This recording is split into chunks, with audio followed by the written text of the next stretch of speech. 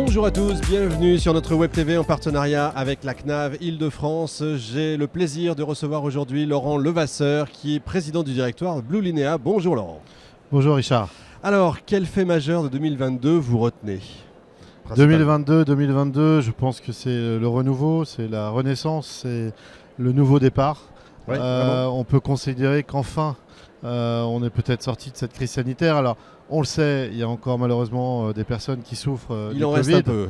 mais on peut constater quand même que grâce à la vaccination, on a tous une joie de se retrouver, une joie de pouvoir à nouveau se voir en vrai. La preuve. Et la preuve. Exact. Et c'est aussi une période très importante avec l'inflation qu'on vit aujourd'hui, avec le quotidien que nous avons pu voir. On va pouvoir dire que c'est vraiment une période où on reprend conscience qu'il n'y a pas de planète B.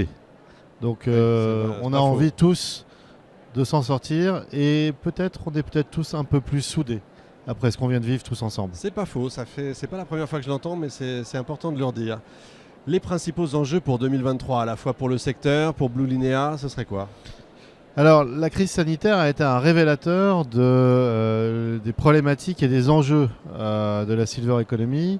On a compris que nous avions tous des aînés dont il fallait prendre soin. Nous avons compris que toutes les familles allaient être touchées.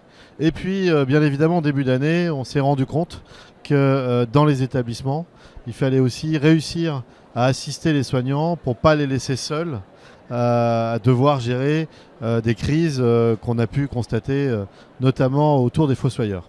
Et pourtant, ce n'est qu'une infime partie, parce que 95 ou 98% du secteur prend soin de ses résidents, prend soin de ses patients. Nous en sommes tous conscients.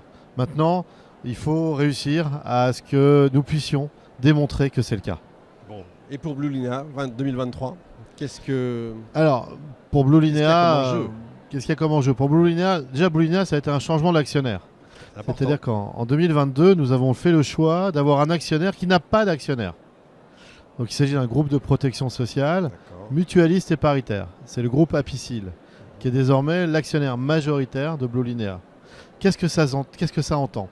Eh bien, ça entend désormais que nous ne sommes pas là pour nécessairement rémunérer des investissements, mais nous sommes là pour réussir à accompagner à tous les moments de la vie les citoyens.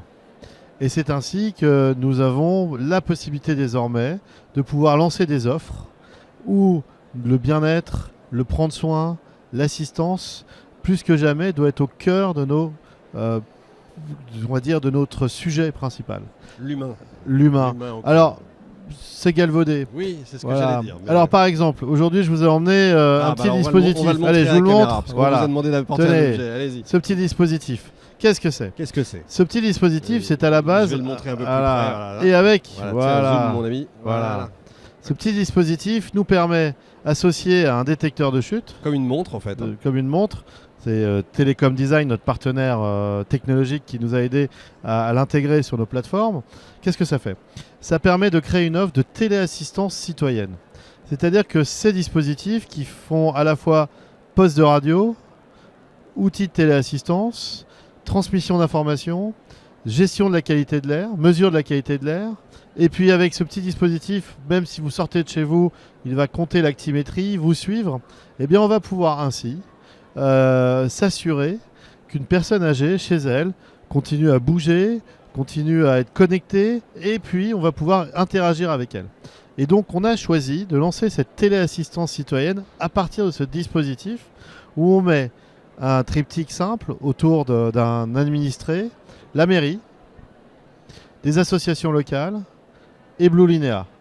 Et donc cette offre de téléassistance citoyenne permet de pouvoir accompagner, prévenir, éviter de réparer, intervenir avant qu'il se passe souvent des choses plus critiques.